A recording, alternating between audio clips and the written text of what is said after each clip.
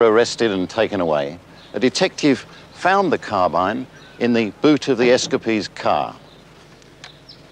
Inside the gun, he found 4 unused rounds, 1 in the breech and 3 in the magazine.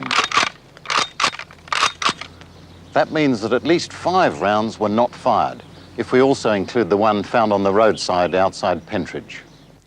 2 more live rounds were ejected from Ryan's gun while he was robbing this bank in Melbourne soon after the escape. So that makes it 7 rounds, not 10.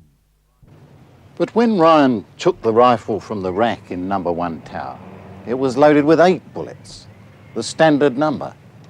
Since only 7 could be accounted for, the Crown argued that the lost bullet, number 8, was the one that killed Hodson.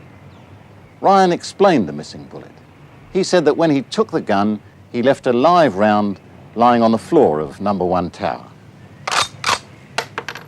He cocked the gun at Langer to show that he was serious, but he wasn't familiar with the action and accidentally ejected a live round.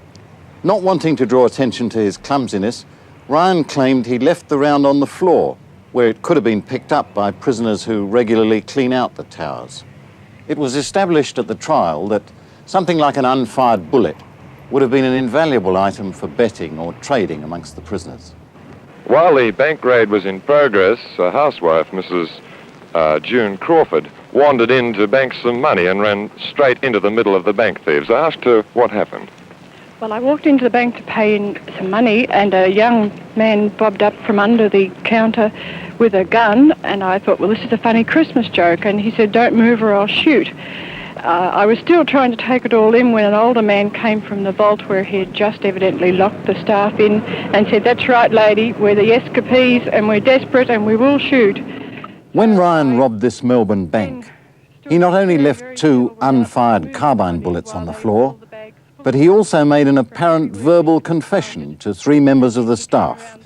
They all went into the vault, and it was there that I again said, this is an American carbine, an M1, that killed a man the other day. And I noticed that a couple of the staff were pretty alert, so I cautioned them not to make any sudden move, as I didn't want to injure anyone. Well, was it true that that particular weapon in your hand had shot anybody? That particular weapon had not shot anyone, to my knowledge. According to Ryan, he deliberately lied about the gun killing someone. He said he'd wanted to scare the staff into instant compliance. It would be difficult to regard the statement Ryan made to the 3 bank staff as a clear, unambiguous confession. But this was only 1 out of 4 verbal confessions in the Crown's evidence. There was the ex-prisoner Fisher, for one. On the 24th of December, Christmas Eve of last year, were you present at a flat in Ormond Road, Elwood? Yes, sir. Do you know the accused man, Ryan? Yes, sir. Was the accused man, Ryan, at the flat? Yes, sir. Did you have a conversation with him? Yes. Did you have any conversation with him which related to the shooting of the warder, Hodson? Yes, sir, I did. Would you tell us what you said and what Ryan did?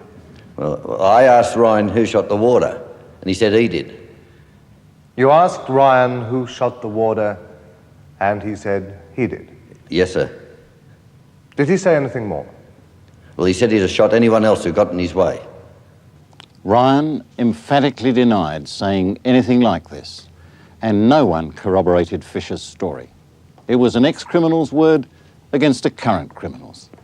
When the defence cross-examined this witness, they managed to create the impression that Fisher may have been lying about the confession in order to collect a reward. Fisher knew there was a reward, and it was established that he believed it could have been for Ryan's conviction and not just his capture. The suggestion was that Fisher had a motive for lying in court, money in exchange for Ryan's conviction. The last 2 verbal confessions were allegedly made to policemen. The first was said to have happened just after Ryan's capture in Sydney. The man who says he heard it was a detective sergeant from the Victorian CIB. I said to Ryan, I intend to ask a number of questions, putting certain allegations to you. I think it can be said the public have heard one side only. You may, if you wish, put your own side. What did he say? He said, if it's off the record, I will tell you what happened. No writing. I've already told the court I am not making any statement, so you fellas won't be able to use this. I have to leave myself some scope for later on.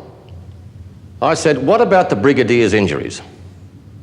Ryan said, in the heat of the moment, you sometimes do an act without thinking. I think this is what happened to Hodson. I did not know him personally. I know his kind.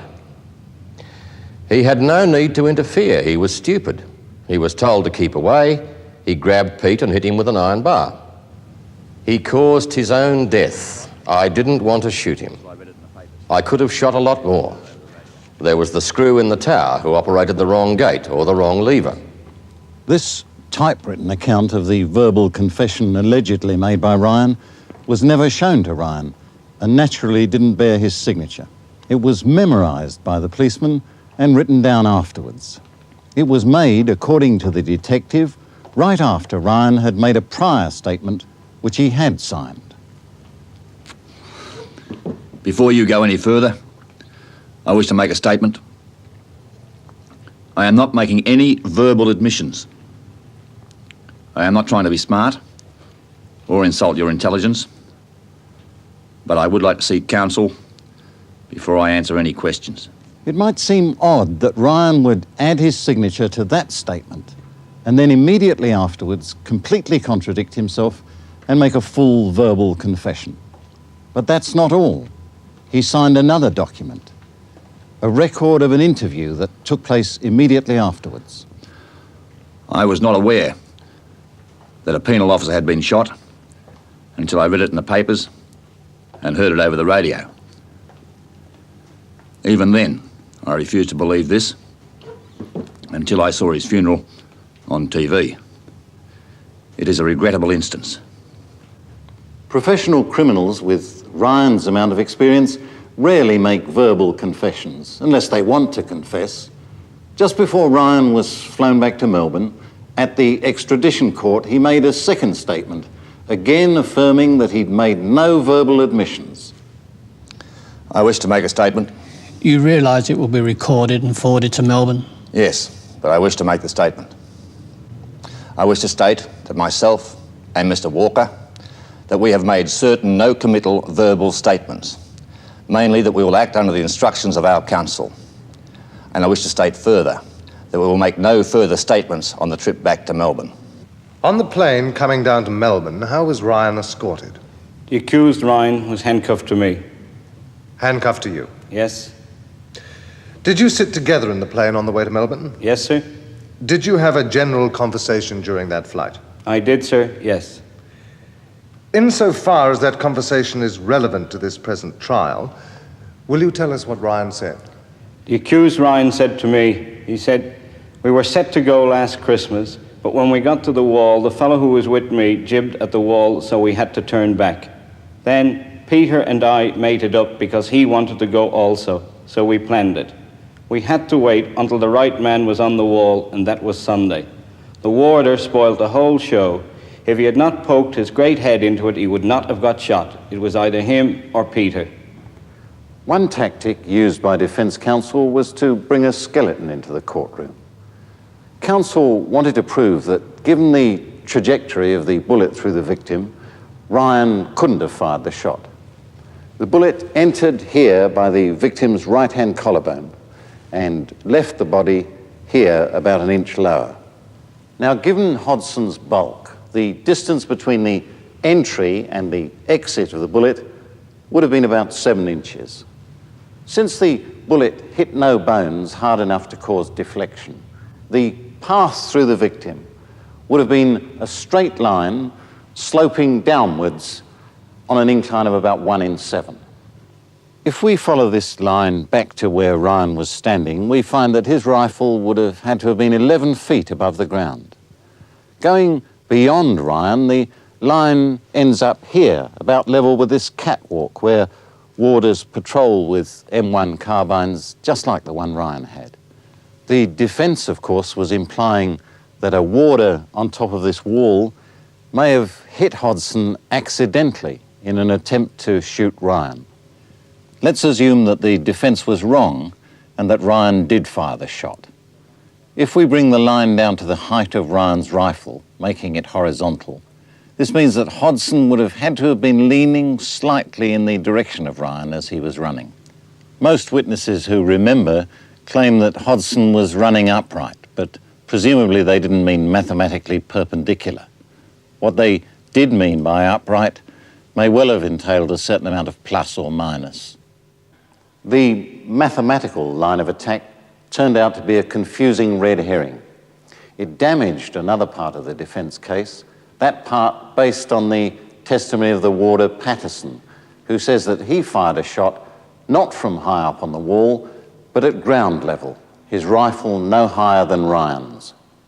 The warder Patterson said in court that he ran out of this main gate door here when the alarm was raised. Once he was on the road, he could see Ryan just after Ryan had left the Jaworski Falcon, and he claimed that he was holding up two other warders. Patterson ran back to the main gate side door and got an M1 carbine from another warder.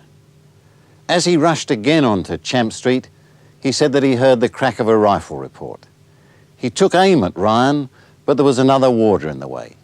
He ran a few steps and took aim again. He said that he took what he described as the first pressure on the trigger, and then he saw a woman standing in the way, about where I'm standing now. As he describes it, he was unable to withdraw the pressure. The rifle had to fire, so he pointed the gun up and fired in the air. Patterson followed Ryan across the intersection.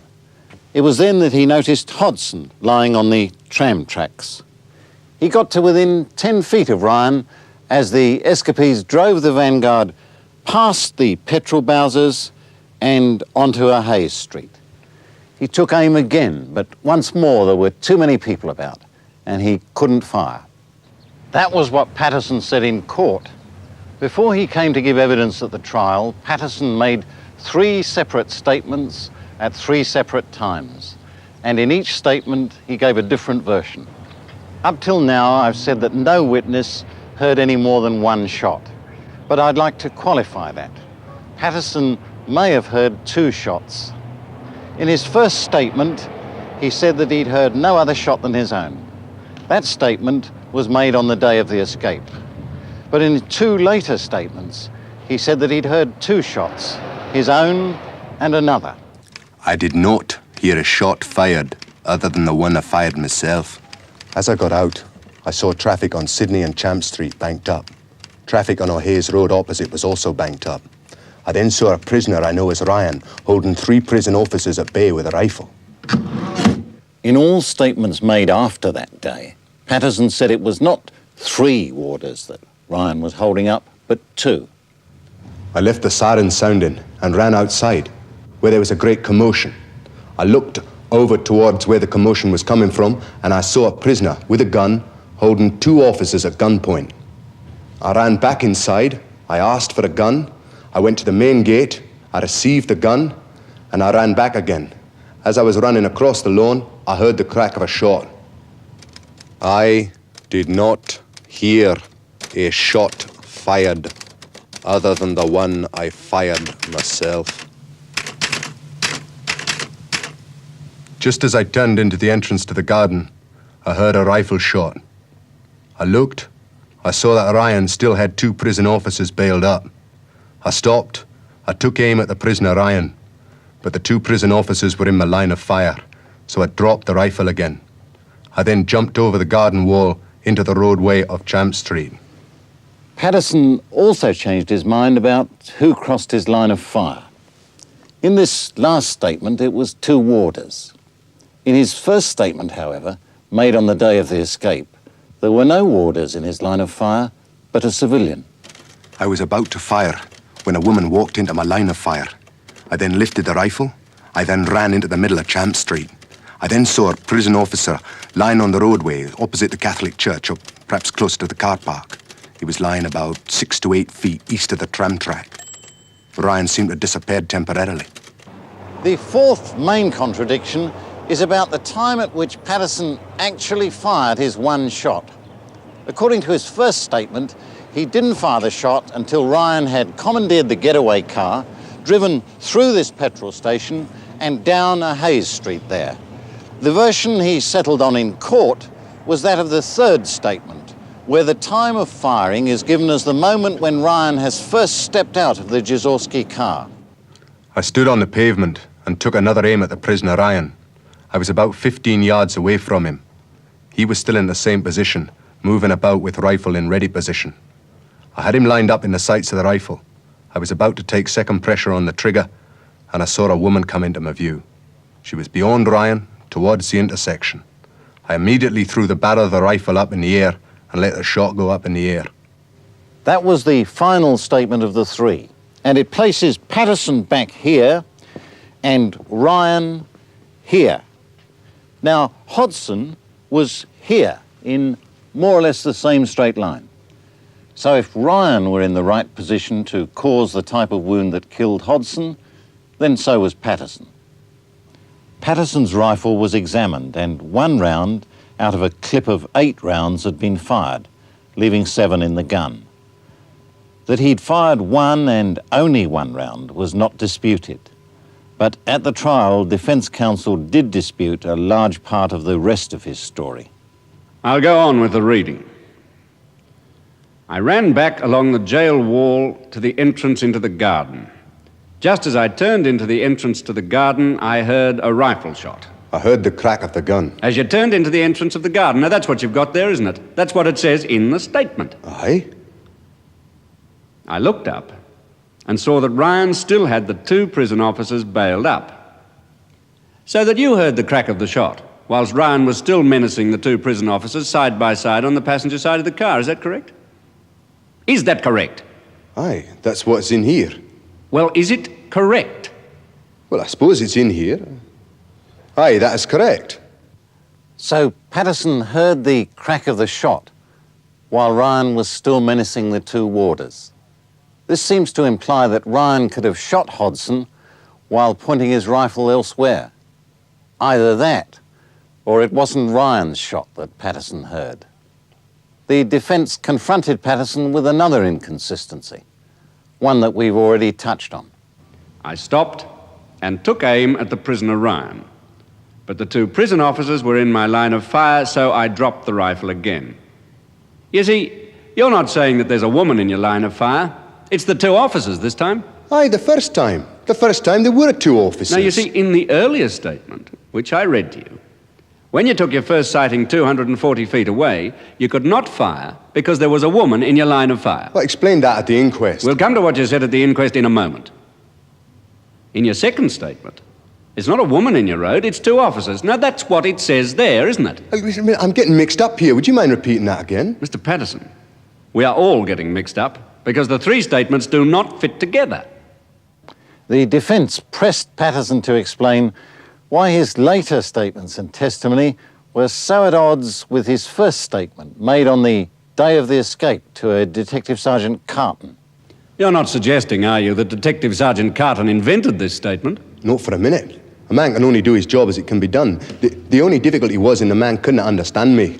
When I Mr. stopped... Patterson, you're not suggesting he could not understand. You're not giving me time to finish. There was difficulty in a man understanding me. A man can only do his job, and you cannot say he didn't. Mr. Patterson, you dictated the story to him, didn't you? That's correct. He wrote it down in your presence. Aye. And you signed it as correct, didn't you? Aye.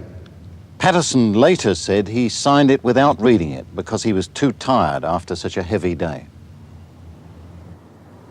The trigger on these carbines is quite straightforward. I can pull it back to the point of detonation without being obliged to fire it. I can then let go and we're back where we started. But Patterson denied this was the case. In explaining why he had to fire the gun in the air, he claimed that if you squeeze the trigger too far, you reach a point of no return. The defense claimed that this is not in fact the case. With this gun, if you want to avoid hitting something, all you have to do is release your finger's grip on the trigger. The defense point was that you don't have to fire into the air in order to avoid hitting someone. You can simply let go of the trigger. They said that Patterson should have known this and that his claim that he had to fire into the air just didn't make sense. Imagine the highly unlikely event that Patterson fired his gun at exactly the same moment as Ryan. Such an event apparently accounts for witnesses hearing no more than one shot. But in actual fact, it doesn't. If two shots were fired simultaneously, they would only have been heard as one shot by witnesses who were the same distance from Ryan as from Patterson. There was no such witness. Sound travels relatively slowly, and persons who were nearer to Ryan would have heard his shot before Patterson's.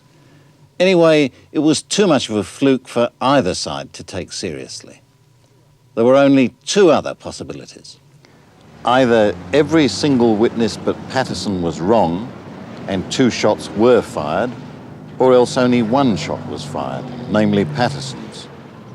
The defense suggested that it was highly unlikely that 18 out of 19 witnesses could be wrong, thus implying that Patterson's shot killed Hodson. On the Crown side, it's unlikely that three different people would lie about verbal confessions, even though they may have had their motive for doing so. Again, on the Crown side, it seems a curious coincidence, to say the least, that Patterson would fire in the same direction just at the moment that Ryan had his gun to his shoulder and just happened to be pointing, but not firing, in the direction of the warder Hodson.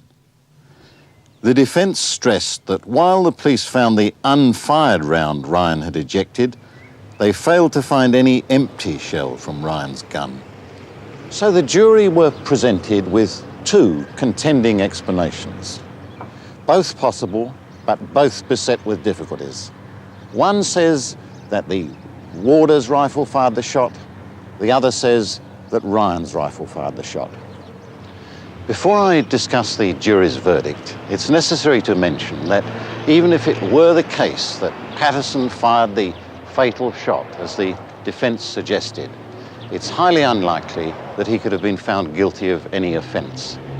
That's because Ryan was a fleeing felon, and under what is known as the fleeing felon rule, Patterson was entitled to take all reasonable steps necessary to apprehend Ryan.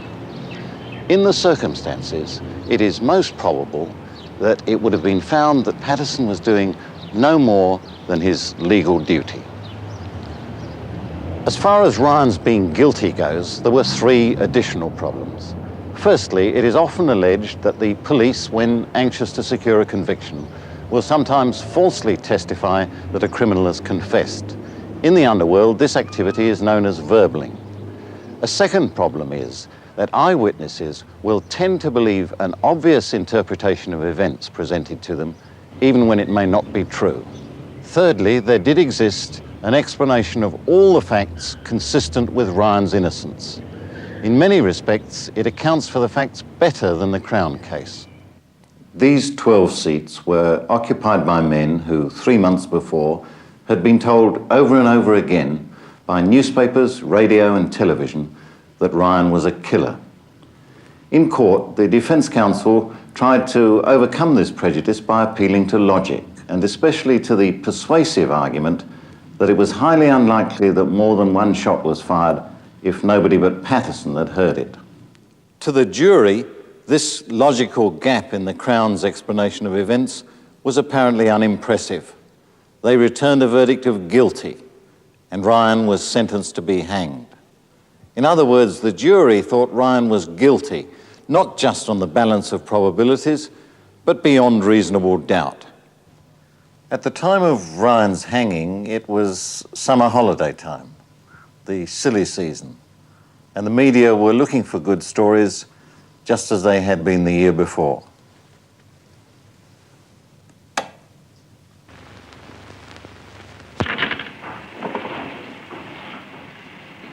Convicted murderer Ronald Joseph Ryan today failed in a bid to have his execution delayed until his appeal to the Privy Council is heard. In the Supreme Court today, Mr. Justice Menhennett said that he had no power to grant a stay of execution. In the end, Ryan's only hope of escaping the gallows was if the Victorian Cabinet made a recommendation for a reprieve to the governor acting in council. Presumably, no such recommendation was ever made, and Ronald Joseph Ryan became the first man to hang in Victoria for 16 years and the last to hang anywhere in Australia.